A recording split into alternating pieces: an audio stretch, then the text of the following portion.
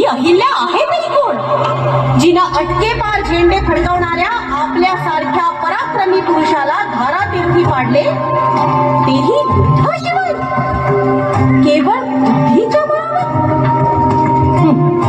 आम्हाला या अहिल्याबाईला भेटायचे आहे. बघूया आमच्या सौंदर्यासमोर ही कशी टिकाव धरते.